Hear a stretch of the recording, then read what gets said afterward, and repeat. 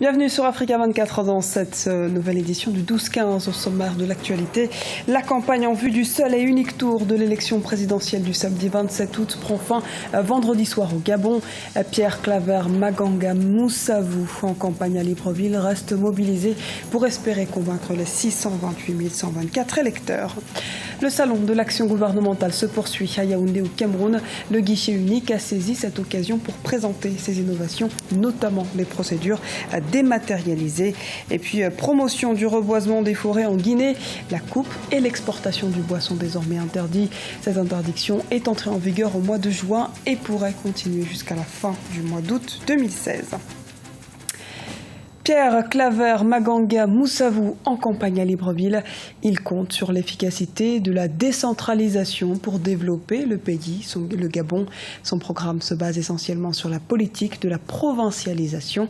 Les explications dans ce reportage de Chérif Ousmane Bardonka, envoyé spécial au Gabon. Pierre Claver Maganga Moussavou voudrait faire de la provincialisation du Gabon son cheval de bataille, un découpage administratif qui accorderait aux provinces une autonomie vis-à-vis de l'État central. Pour le leader du Parti social-démocrate, la décentralisation est un facteur majeur du développement socio-économique du pays.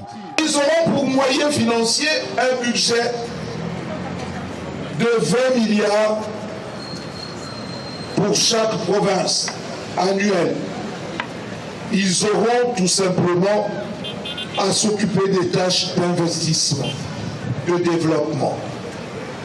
Le bien-être des populations et la lutte contre le chômage des jeunes constituent également un axe majeur du projet de société du maire de Mouila. Il envisage augmenter les allocations familiales et accorder des crédits d'études et de formation professionnelle aux jeunes.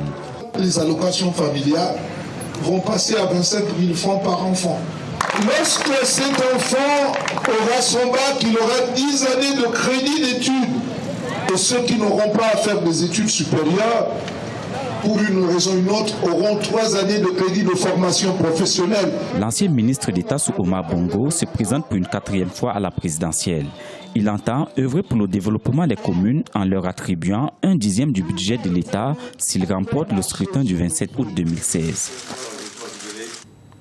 Et sachez que dans le cadre de cette élection gabonaise, vous pourrez suivre ce vendredi sur Africa 24 une émission spéciale consacrée aux talents du Gabon. Une émission en direct de Libreville à partir de 20h30 GMT et qui sera présentée par Thierry Gangang. Le salon de l'action gouvernementale se tient à Yaoundé depuis le 23 août 2016. Le rendez-vous permet au ministère des Finances du Cameroun de renseigner les Camerounais, notamment sur les enjeux des accords de partenariat économique qui ont été ratifiés le 4 août 2016 entre le Cameroun et l'Union européenne. Les précisions dans ce reportage de Viviane Bauken, notre correspondante au Cameroun. Depuis la ratification des accords de partenariat économique par l'État du Cameroun, l'opinion publique camerounaise reste divisée sur la question. Et le ministère des Finances, directement concerné par cette mesure, s'est mobilisé au Salon de l'action gouvernementale à Yaoundé. Objectif entretenir le public sur les enjeux de ces accords en termes d'impact public, de finances et de réponses du gouvernement pour relever les défis et les opportunités que présentent ces APE. Il s'agira donc dans le cadre de cet accord de favoriser le surplus du consommateur par la mise à disposition facilitée d'un certain nombre de biens et services. Un autre ordre d'opportunité concerne le renforcement des capacités des entreprises à travers une plus grande facilitation apportée à l'acquisition d'un certain nombre d'équipements, d'intrants, de semences.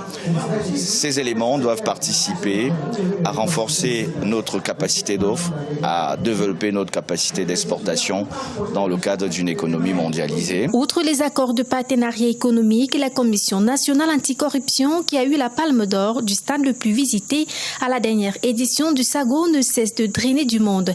La proximité qu'elle crée avec les populations encourage la dénonciation des actes de corruption, lesquels ont permis au Trésor public une rentrée de fonds de près de 50 milliards de francs CFA.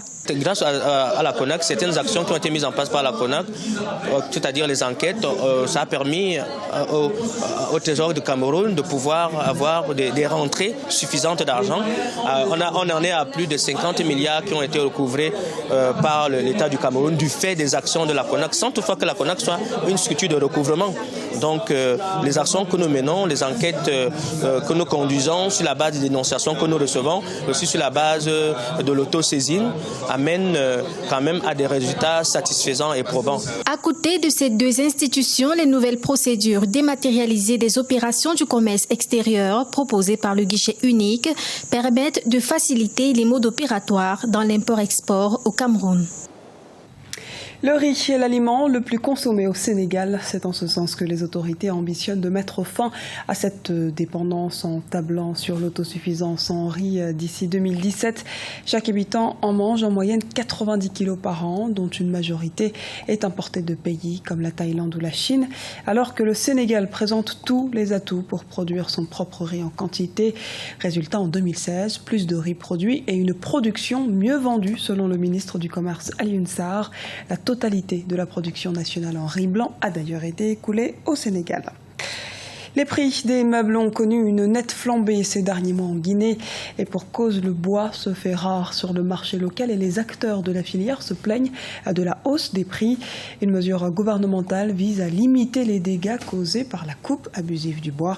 Explication dans ce reportage d'Emmanuel Minimono, notre correspondant en Guinée.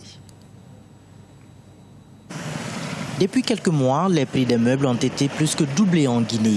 C'est l'une des conséquences de l'interdiction de la coupe, le transport et l'exportation du bois pour une durée bien déterminée. À Conakry, par exemple, les acteurs de la filière bois se plaignent de cette mesure jugée trop contraignante, vu la forte demande de la denrée pour la consommation locale. La crise s'est fait sentir à tous les niveaux. Le bois, la planche qui coûtait à 30 000, à 40 000, au jour d'aujourd'hui, on peut l'acheter jusqu'à 75 000 à 80 000 francs. Par exemple, avant ça te revendait à 800 000, 1 million et quelques. Maintenant, à l'heure, on te revend à 1 million et 500 000. Si le bois aussi c'est cher, le prix aussi, ça ne peut pas descendre. Il s'agit d'une mesure qui vise, selon les autorités, à mieux protéger les forêts guinéennes et à amener les acteurs à s'impliquer dans le programme de restauration du couvert végétal. Les autorités du ministère en charge de l'environnement voulant limiter la coupe abusive du bois et promouvoir le reboisement des zones déjà dévastées. L'interdiction de l'exploitation est survenue parce qu'il y a eu beaucoup de problèmes au niveau de la coupe. Il y a eu une coupe abusive. C'est vrai que nous étions dans la consommation locale. Et dans cette consommation locale, les acteurs, ils avaient outrepassé. Cette interdiction est entrée en vigueur au mois de juin et pourrait continuer jusqu'à la fin du mois d'août 2016. Elle concerne à la fois la coupe du bois pour le marché guinéen et international, mais son impact sur la consommation locale s'est fait déjà ressentir. Le gouvernement envisage dans les jours à venir revoir la mesure en vue de satisfaire la demande des consommateurs locaux. Préparation de la fête de l'Aïd en Algérie. Plusieurs organisations tirent la sonnette d'alarme sur la disponibilité et la flambée des prix des moutons. En réaction, la Fédération des éleveurs a tenu à rassurer la population. En chiffres, le cheptel est d'environ de 26 millions de têtes. La demande de l'Aïd varie entre 4 et 5 millions de têtes, donc la production répond à cette commande périodique. Il est prévu par ailleurs de créer des points de vente pour recevoir les éleveurs.